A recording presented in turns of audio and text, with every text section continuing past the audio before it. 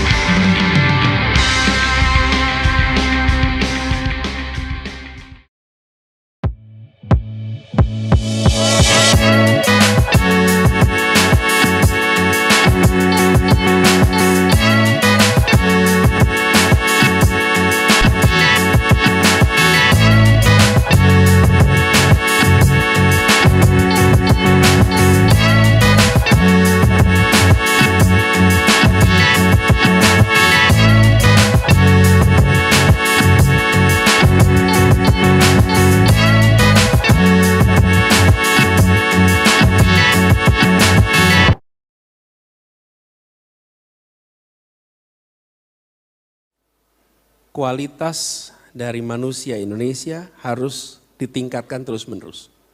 Dan kualitas itu mulainya dari mana? Mulai dari kesehatan, pendidikan.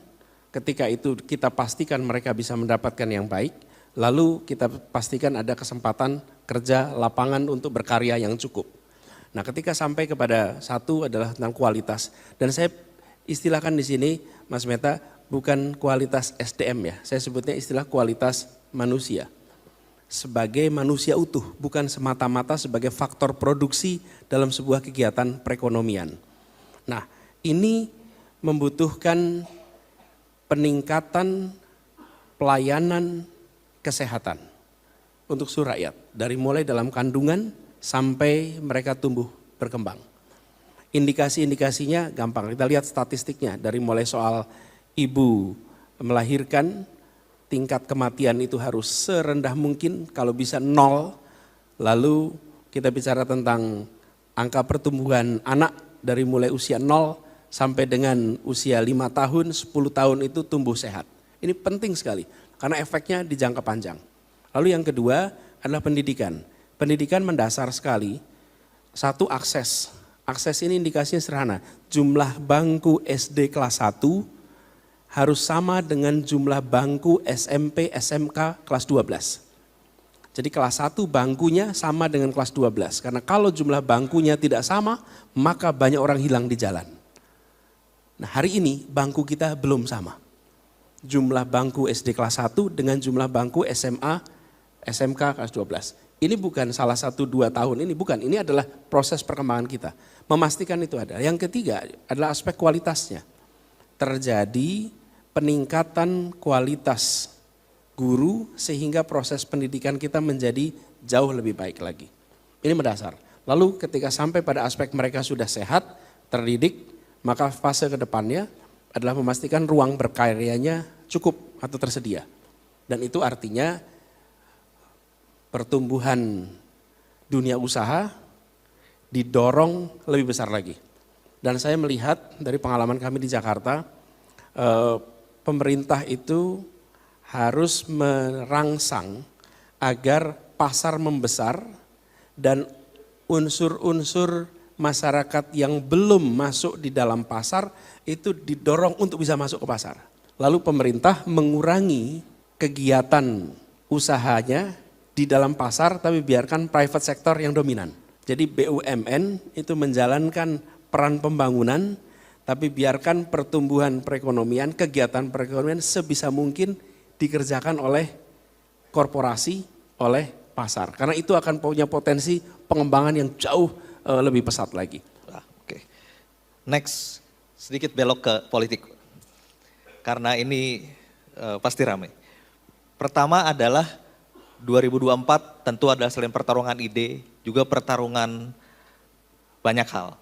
Mungkin Pak Anies sendiri bisa menjelaskan ada satu label yang selalu diterakan ke Pak Anies. Meskipun saya kenal lama sekali dengan Pak Anies. Itu adalah kok Pak Anies ini tidak selaras dengan asas pluralisme misalkan begitu. Nah mungkin bisa dijelaskan bagaimana sih sebetulnya yang ada di pemikiran Pak Anies tentang label itu. Jadi ketika ada pelabelan, saya cenderung untuk tidak menjawab dengan kata-kata, tapi cenderung untuk menjawab dengan kenyataan. Ini adalah air minum kita nih Mas Meta di sini, air minum kita. Dan kalau air minum ini kemudian ada yang pegang mikrofon di depan sana, bilang hati-hati ini air keras, maka saya akan bilang ini air minum, air bersih. Tapi lalu kata dia dengan kata saya terhadap air ini. Jadi cara paling efektif untuk membuktikan bahwa ini adalah bukan air keras adalah dengan mengambilnya dan meminumnya. Ini bukan air keras, itu kira-kira. Jadi ketika tuduhan itu begitu besar disampaikan di 2016-2017, saya cuma berdoa semoga Tuhan memberikan umur panjang sehingga ketika saya bertugas di Jakarta, saya bisa menunjukkan apakah Jakarta menjadi sebuah kota yang anti pluralisme. Apakah Jakarta menjadi kota yang tidak menghormati kebajemukan? Apakah Jakarta diskriminatif terhadap yang minoritas? Apakah Jakarta tidak memberikan pada orang minoritas? Yang terjadi, Jakarta justru memberikan ruang kepada seluruh unsur yang ada di kota ini. Jadi ini yang terjadi sehingga kalau itu bisa dilihat bagaimana seluruh unsur masyarakat yang membutuhkan perhatian negara dan secara jumlah sangat sedikit justru negara hadir. Saya beri contoh, masyarakat Hindu Tamil berpuluh-puluh tahun menginginkan rumah ibadah, tidak pernah bisa dapat. Alhamdulillah sekarang mereka pertama kalinya punya rumah ibadah di Indonesia, di Jakarta. Ini pertama kali dan terbesar. Lalu saya beri contoh, masyarakat Nasrani merayakan menuju Natal. Sekarang ada Christmas Carol di jalan-jalan utama. Sebagaimana kalau malam Lebaran yang Muslim mengadakan takbiran di jalan-jalan. Dan apa yang terjadi? Ruang untuk berekspresi bagi seluruh kelompok masyarakat itu diberikan. Jadi saya ingin menjawab semua sangkaan-sangkaan itu tidak dengan kata-kata, bukan dengan pernyataan, tapi dengan kenyataan. Dan itu yang ditunjukkan di Jakarta. Luar biasa. Aduh, waktunya saya didesak waktu nih. Bebas, kalau dari sisi saya sih nggak ada masalah. Oh nggak masalah? Masalah. Menarik nih sampai subuh kita nih. Satu pertanyaan terakhir Mas Anies, ini lebih ke untuk internasional level.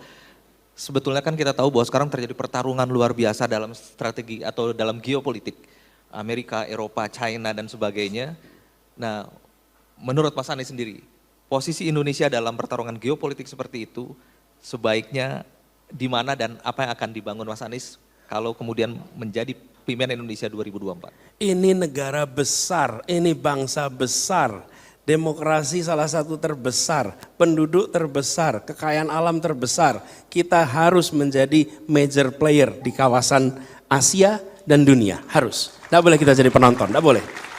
Jadi mindset kita itu bukan menjadi penonton, mindset kita itu menjadi pelaku yang mewarnai. Dan kita punya potensi untuk bisa mewarnai. Indonesia itu rujukan dunia. Bapak Ibu sekalian, teman-teman semua yang di sini, Indonesia ini dalam perjalanan sejak kita merdeka itu selalu menjadi negara rujukan. Di ASEAN juga begitu. Kita adalah yang besar. Nah, untuk kita bisa memainkan peran yang makin besar di dunia internasional, maka kita sendiri harus menempatkan diri sebagai warga dunia. Ini saya sering sampaikan, Mas Meta, pada anak-anak yang sedang belajar dan juga kepada jajaran Pemprov DKI ketika saya bertugas di sana. Semua Anda, kita semua di sini adalah warga 3 dunia. 1, dunia kota Jakarta. 2, kita adalah warga nasional, warga Indonesia. Yang ketiga, warga global. Ini 3 ini. Kalau kita hanya berpikir kami adalah warga Jakarta, kami warga Indonesia, dan tidak memikirkan sebagai warga dunia, maka kita tidak terlibat urusan-urusan dunia. Jadi ada persoalan lingkungan hidup global, kita nggak peduli, karena kami hanya Indonesia. Ada soal krisis pangan dunia, kita nggak terlibat, karena kita hanya Indonesia. Ada soal kekerasan, ada soal perang, kita nggak terlibat, kenapa? Kami hanya Indonesia. Nah, mindset ini harus dimiliki oleh kita. Dan menurut saya leadership di Indonesia harus menempatkan dirinya sebagai pemimpin Indonesia dan pemimpin di level dunia sebagai pemimpin. Itu satu. Kemudian yang kedua, Indonesia di dalam kegiatan atau kiprah internasional perlu menggunakan nilai sebagai pegangan di dalam seluruh kegiatan diplomasi. Value based diplomacy.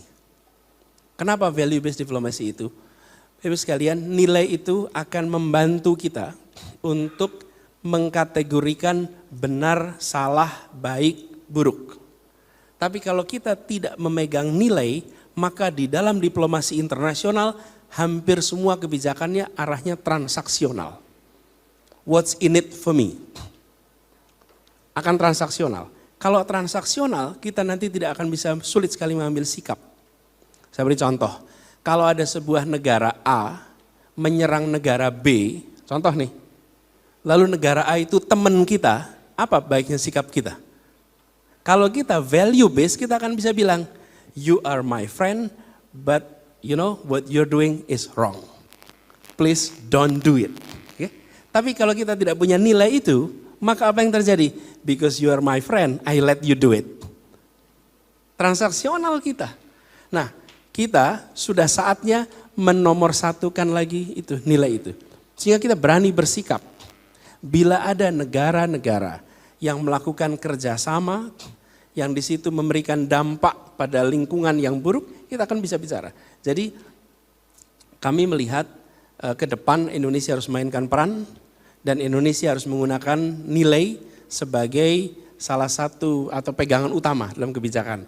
Dan saya cerita sedikit Mas Meta kalau terkait ini. Kami di Jakarta mendorong kota Jakarta aktif di dalam forum global. Dan Jakarta kemudian diperhitungkan. Jadi kami hadir di forum-forum global DKI, bukan hanya saya, tim DKI, itu bukan untuk belajar, tapi Jakarta hadir memberikan pengalamannya sebagai pelajaran bagi kota-kota besar lainnya di dunia. Jadi di dunia itu ada namanya C40, Asosiasi Kota Besar Dunia, asalnya 40 kota, penduduknya di atas 5 juta. Nah Jakarta ini kemudian menjadi leadership malah di situ. Jadi ketuanya adalah wali kota London, wakilnya gubernur Jakarta, dan gubernur Tokyo. Sehingga kita hadir bukan sebagai penonton, tapi kita hadir menjadi partisipan aktif dan mewarnai. Kami berharap Indonesia ke depan berada di gelanggang dunia, bukan sebagai penonton, tapi kita hadir sebagai yang mewarnai arah perkembangan global di masa depan. Luar biasa Pak Anies.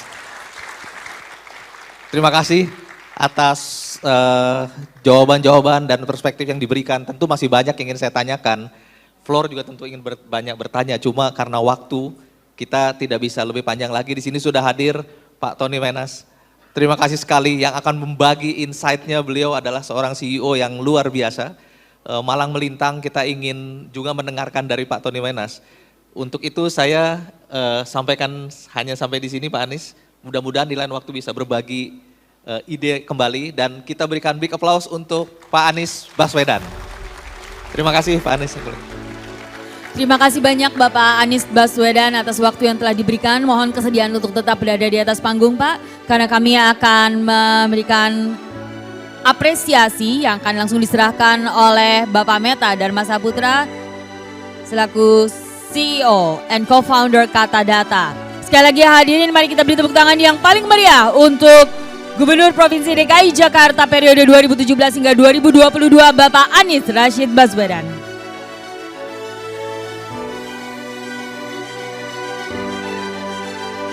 Baik, sebuah panel diskusi yang sangat menarik sekali dan tentunya mengundang ide baru bagi kita semuanya, terkhusus menjelang pemilu Presiden tahun 2024 yang akan datang.